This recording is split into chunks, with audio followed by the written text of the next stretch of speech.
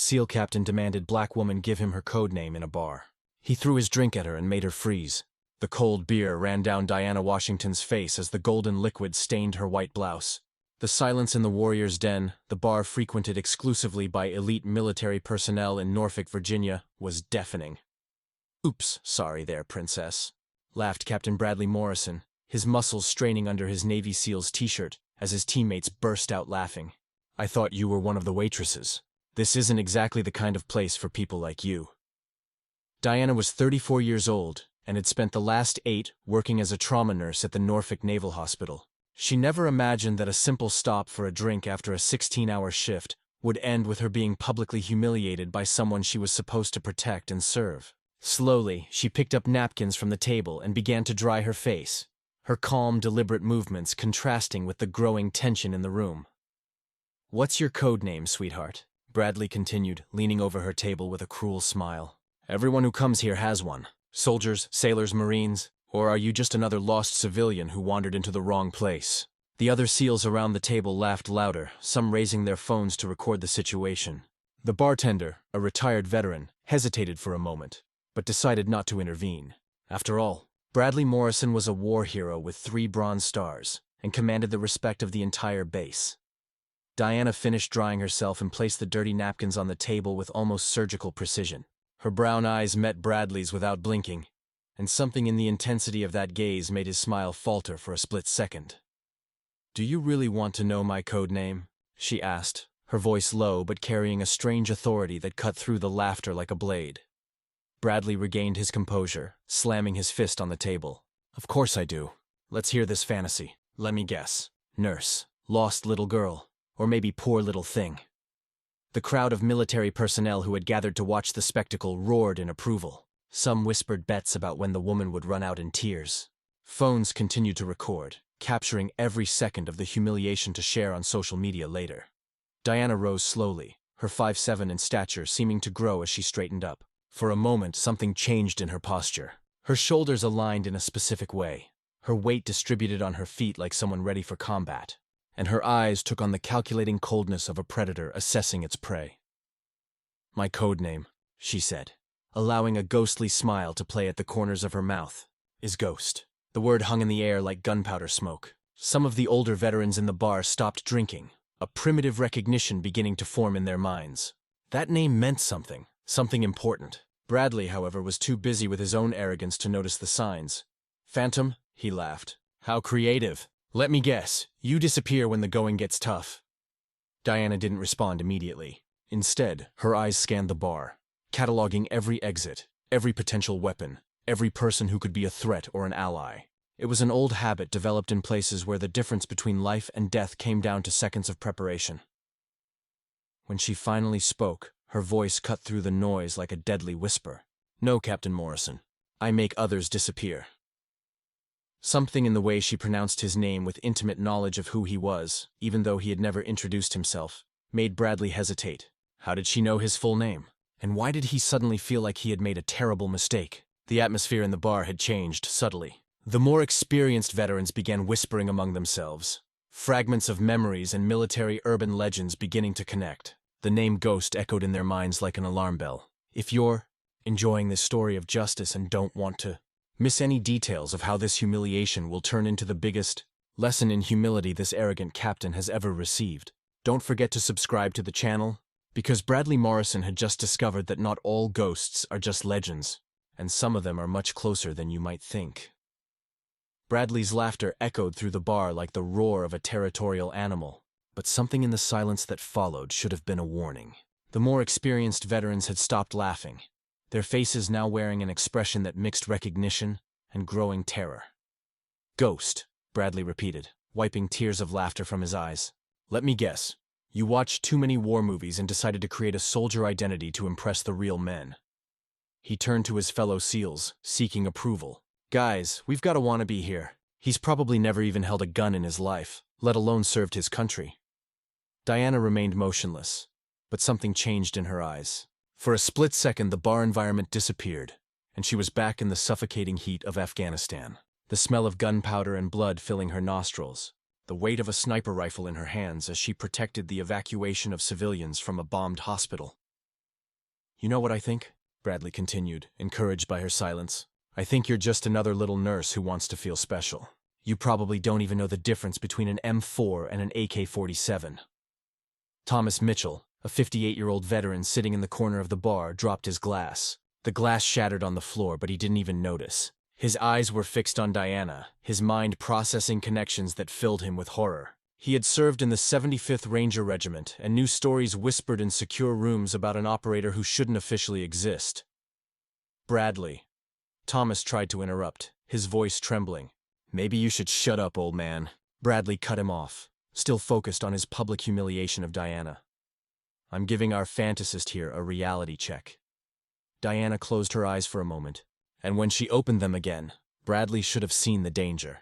There was the look of someone who had made life and death decisions in fractions of a second, who had seen colleagues die in his arms, who had carried the weight of 47 confirmed deaths in operations that would never appear in any official report.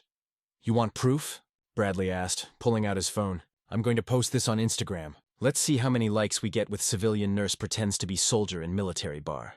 I'm sure my followers will love to see someone trying to steal value from real heroes. He started recording, pointing the camera directly at Diana. Guys, look what we have here. A civilian who thinks she can walk into a military bar and pretend to be an operator. Say hi to Ghost, he made air quotes mockingly. That's when Diana smiled. It wasn't a pleasant or nervous smile. It was the icy smile of a predator who had just decided that the game had gone on long enough. Operation Red Shadow, she said softly, but her voice cut through the noise like a blade. March 15th, 2019, Helmand Province. 4 operators killed, 12 wounded. Medical evacuation under hostile fire. Bradley's phone vibrated in his hand. That operation was classified. Few outside the elite units knew the specific details. Impossible, muttered Jake Peterson, another SEAL at the table. How did she? Because I was there, Diana interrupted, her voice now carrying the cold authority of someone accustomed to giving orders in life or death situations. 96 minutes of continuous fire. 14 targets eliminated to keep the landing zone secure while you evacuated your wounded. Thomas Mitchell was now standing, his face pale as paper. My God, he whispered. You're the ghost of Helmand, the ghost sniper. I thought you were an urban legend. Bradley's arrogant smile began to melt like wax in the sun. He looked around the bar, noticing for the first time that the veterans were staring at him, not with admiration, but with something close to horror at his ignorance. That's impossible, he insisted, but his voice had lost its previous conviction.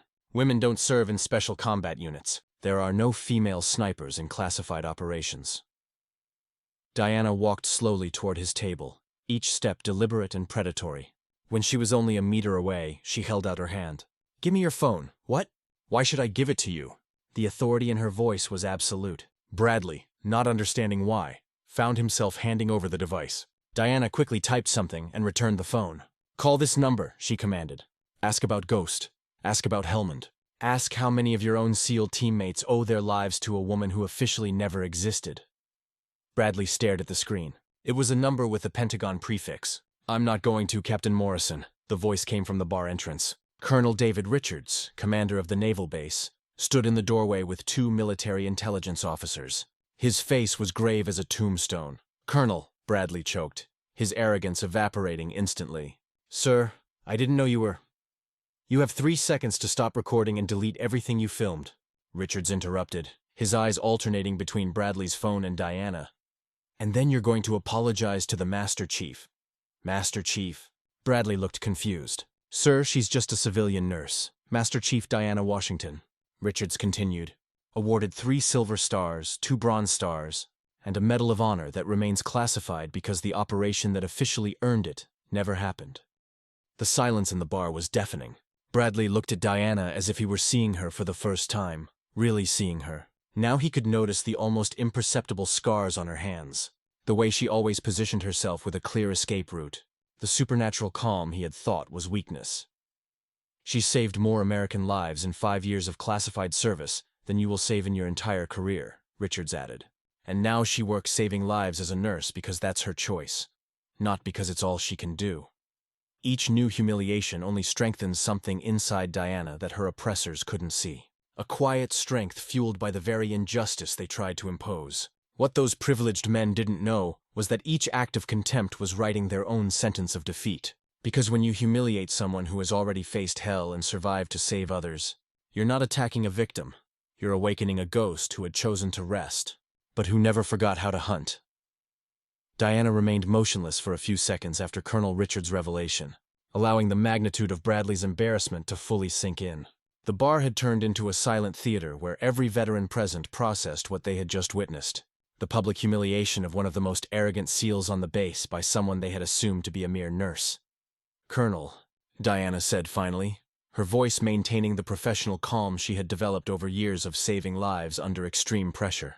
"I appreciate the intervention, but it's not necessary." Bradley, still holding the phone with trembling hands, tried to regain some control over the situation.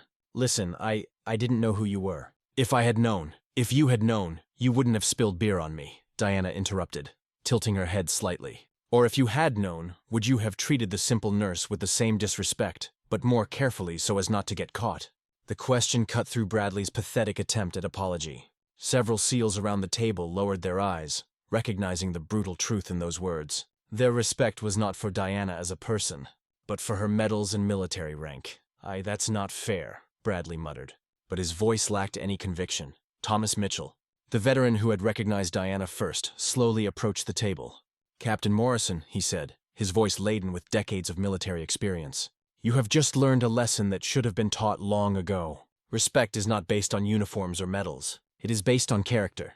Diana watched the interaction with growing interest. Thomas wasn't just a casual observer. There was something in his eyes that suggested deeper knowledge of classified operations. "Thomas Mitchell." He introduced himself formally to Diana, 75th Ranger Regiment, retired.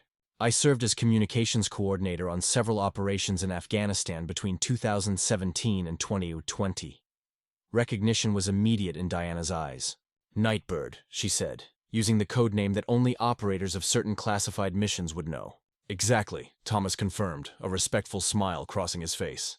"You saved my nephew in Operation Red Shadow." "Kevin Mitchell, combat medic. He told me that a ghost sniper had created a safe evacuation corridor that allowed the wounded to be removed." The connection between the two veterans was palpable, built on shared experiences on battlefields that most people would never know. Bradley watched this exchange with growing discomfort, realizing he was losing even more ground. "Look," Bradley tried again, his voice now laden with a defensive arrogance that poorly masked his embarrassment. "Maybe I acted rashly, but that doesn't change the fact that this is a military bar. Places like this exist so that people like us can relax without having to explain our jokes or our conversations to civilians." Diana smiled for the first time since the beer had been spilled on her blouse. It was not a pleasant smile. "You're right, Captain Morrison. This is a place for people like us." She emphasized the last words in a way that made Bradley realize he had fallen into a verbal trap. Thomas pulled out his phone and showed Bradley the screen. It was a Facebook page open on the captain's public profile. "Interesting how you define people like us," Thomas commented, "especially considering your recent posts about maintaining high military standards and not lowering requirements to accommodate minorities." Bradley's face paled as he saw his own words displayed. Several recent posts criticized military inclusion policies, questioned the ability of women in combat, and suggested that lower standards were compromising military excellence. "Post from 3 days ago," Thomas continued, reading aloud. "The military is becoming too politically correct. We are compromising missions to conduct social experiments. Some people just aren't cut out to be on the front lines. Liked by 247 people, including several other members of your team." Diana picked up her own phone, typing quickly. "Captain Morrison, you have Instagram too, don't you? @Bradley Morrison, verified, 15,000 followers. Bio that says Elite Warrior, American Patriot, Defender of Excellence." Bradley reached for her phone, but Diana gracefully moved away. "What are you doing?" "I'm doing what you did to me," Diana replied calmly. "Except I'm doing it with facts, not prejudice." She showed the screen to Thomas and a few other veterans who had gathered around. Stories posted last night after a few beers. Videos criticizing DEI hires in the military, mocking snowflakes who can't handle the real military, and suggesting that women in combat are just political theater. The circle of veterans around them had grown, and many now watched Bradley with a mixture of curiosity and growing disapproval. His own words were being used to reveal exactly the kind of person he was, not just to Diana, but to everyone present. "That's out of context," Bradley protested, but his voice had lost all of its previous authority. "You're twisting." "I'm reading your own words verbatim," Diana interrupted him. "Posted publicly with your full name and military rank attached." Thomas shook his head in disgust. Captain, you weren't just disrespectful to a decorated veteran. You were disrespectful to the very values you swear to uphold. Colonel Richards, who had been observing the entire interaction in silence, finally spoke up. Captain Morrison, report to my office tomorrow at 8 a.m. We need to discuss how your social media activities reflect on the values of our unit. The reality of the situation finally hit Bradley like a tsunami. Not only had he publicly humiliated an elite veteran, but his own online posts, which he had made thinking he was among ideological allies, were now being exposed to his superiors and colleagues. Diana put her phone away and stood up from the table. Captain Morrison, you wanted to know my code name. Now you know. You also said that places like this are for people like us to relax. You're right again. She paused, looking him straight in the eye. The difference is that when I relax, I don't need to put other people down to feel better about myself. When I relax, I don't need to post online about how superior I am to others who serve the same country I served. The silence in the bar was absolute. Diana had turned what began as a simple personal humiliation into something much bigger. A public exposure of Bradley Morrison's character and values. Thomas approached Diana as she was preparing to leave. Master Chief, may I make a suggestion? Kevin, my nephew, is organizing a charity event for combat wounded veterans next month. I would be honored if you would consider attending. Diana nodded. Send me the details. I'd be happy to help. As she walked toward the door, her upright, dignified posture stood in stark contrast to Bradley, who remained slumped in his chair, surrounded by colleagues who now saw him in a completely different light. What Bradley Morrison didn't realize yet was that this night at the Warrior's Den wasn't the end of his humiliation.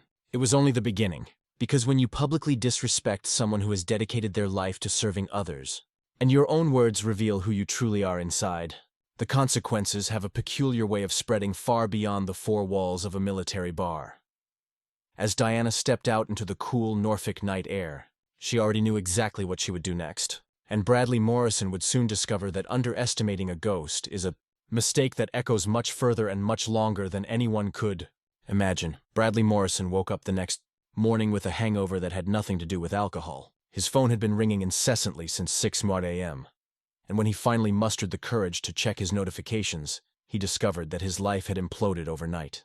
The first message was from Naval Command. Captain Morrison, report immediately for disciplinary investigation. Your activities on social media have violated naval directives on public conduct. The second was from his fiancée, Jennifer. Brad, I'm calling off the wedding.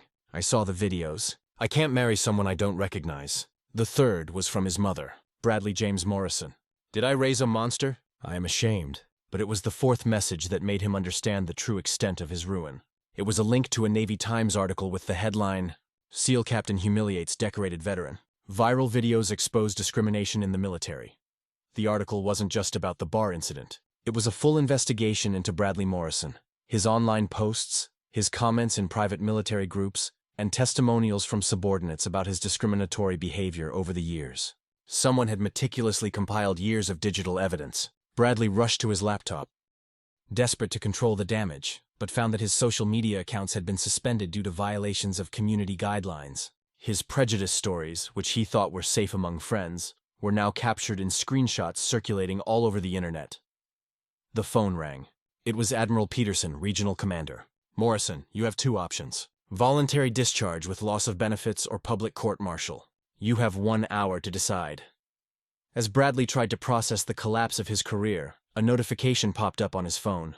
Thomas Mitchell had posted a video on Facebook that already had 100,000 views in 3 hours. Fellow veterans, Thomas spoke directly to the camera. Yesterday, I witnessed something that made me reflect on who truly deserves to wear the uniform.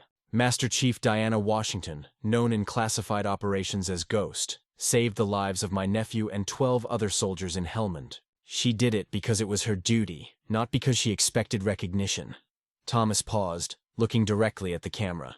Yesterday, an officer who has never seen real combat, who posts about maintaining standards on Instagram while demonstrating the worst possible standards, publicly humiliated this heroine. This isn't about politics or woke culture. This is about character. The video included clips of Bradley's own behavior at the bar, contrasted with testimonials from soldiers Diana had saved. The difference was devastating. Bradley then received a call he didn't expect. Diana Washington. Captain Morrison. Her voice was calm, professional. I imagine you're having a difficult morning. You did this, Bradley whispered, his voice with despair. You orchestrated it all. I didn't have to orchestrate anything, Diana replied. You did it all yourself. Every post, every comment, every moment of arrogance was your choice. I just made sure your own words reached the right people. Bradley felt nausea wash over him. My career, my life. Your career is over because you used your position to promote discrimination. Your life is changing because people are finally seeing who you really are behind the uniform. This is revenge, Bradley accused, despair tinging his voice. No, Captain Morrison. Revenge would be destroying you for personal pleasure. This is responsibility. You represent military values that you clearly don't understand. Men and women have died defending the idea that all Americans deserve respect regardless of color or gender. Diana paused, letting the weight of her words sink in. You spent years posting about military standards while personifying everything that is wrong with institutional prejudice. Now you are facing the real standards. Bradley tried one last desperate gambit. You can't prove I did anything illegal. Social media posts aren't crimes. You're right, Diana agreed. But you forgot that you violated at least 12 naval regulations on public conduct, discrimination, and misuse of military position to promote prejudice. Oh, and your comments about bending a few rules to keep weak soldiers in line in private groups, that can be interpreted as threatening subordinates. Bradley's blood ran cold. Those comments had been made in closed groups, conversations he believed to be private. How did you... Veterans protect each other, Captain Morrison. When you attack one of us, especially someone who has saved American lives, the community responds. And today, the entire community knows exactly who you are. At that moment, Bradley understood that he had not been defeated by personal revenge, but by something much greater. He had underestimated not only Diana, but an entire network of veterans who value honor over arrogance, service over status. His phone rang again. It was the family lawyer informing him that Jennifer had returned the engagement ring and that her parents were reevaluating the financial support they were giving her for her apartment. Diana continued, her voice maintaining the same professional calm. Captain Morrison, you will now have time to reflect on the difference between earning respect and demanding submission, between leading by example and intimidating out of insecurity. What do you want from me? Bradley asked, his arrogance finally broken. Nothing. You've already given yourself exactly what you deserved. As Bradley contemplated the wreckage of his military career, his public reputation, and his personal relationships, one question echoed in his mind. How could a moment of arrogance have revealed such a devastating truth about who he really was? More importantly, was it possible to rebuild a life after discovering that his entire identity was based on prejudices he had never questioned until he met someone who turned his own words into the most powerful weapon against him? 6 months later, Diana Washington walked through the halls of the Naval Hospital with her new badge, Director of Trauma and Emergency Medicine. Her promotion had been unanimous, supported by dozens of veterans who finally knew her true story of service. The combat trauma training program she developed was being implemented in military hospitals across the country. Her speech at the Congress on silent leadership, when character speaks louder than medals, had received a standing ovation and gone viral with over 5 million views. Thomas Mitchell found her in the cafeteria with good news. Diana, the charity event raised $2.3 million for wounded veterans. Kevin said it's the largest amount ever raised. Diana smiled, watching the recruits training in the courtyard through the window. How's the mentoring program for new officers going? Growing every week. 52 veterans have already volunteered to teach about leadership based on respect, not intimidation. Meanwhile, across town, Bradley Morrison was adjusting his night security uniform at a shopping mall. His dishonorable discharge from the Navy had made it impossible to find work in private security or any position requiring clearance. Jennifer had married a fellow doctor 3 months after their breakup. His parents, embarrassed by the national exposure, limited contact to polite Christmas cards. The apartment he shared with 2 roommates was a far cry from the privileged military life he had known. Every night during her lonely rounds, Bradley reflected on that moment in the warrior's den. How had a simple act of arrogance revealed something so ugly about her character that even she didn't recognize? Diana, on the other hand, found that her public exposure had opened doors she never imagined. Invitations to speak came in weekly. Universities offered visiting professor positions. Publishers competed for the rights to her autobiography. The difference, she said during an interview with the Navy Times, is not in never falling, but in how you choose to get up, and especially in how you treat others when you have the power to hurt them or lift them up. The Warrior's Den had been transformed under new management. It implemented monthly training on diversity and inclusion. The Wall of Honor now included photos of veterans of all races and genders, with special emphasis on silent heroes like Diana. Thomas organized a special evening 6 months after the incident. Veterans from across the country came to share stories about leadership and character. Diana was the keynote speaker. Character, she said into the microphone, is not what you do when you're being watched. It's what you do when you think no one is watching. It's how you treat those who appear to have less power than you. In the audience, dozens of young officers absorbed her every word. Many were from the generation that had grown up watching Bradley Morrison's viral video, learning by negative example what not to do. True military leadership, Diana continued, does not come from intimidating subordinates or belittling civilians. It comes from lifting others up, protecting the vulnerable, and using your training to serve something greater than your own ego. When the lecture ended, the ovation lasted a full 5 minutes. Bradley, watching on the security monitors at his night job, finally understood the magnitude of what he had lost. Not just his career, but the chance to be the kind of leader who made a positive difference in the world. Diana had turned a moment of personal humiliation into a national lesson on character and leadership. Her revenge was not to destroy Bradley for her own pleasure, but to use her own story to raise standards across the military community. The best revenge, she discovered, was not to bring down those who had hurt her, but to rise so high that her light would inspire others to be better. Bradley Morrison tried to humiliate her for who she appeared to be, but ended up revealing exactly who he really was inside. If this story of overcoming adversity and justice has touched you, don't forget to subscribe to the channel for more stories.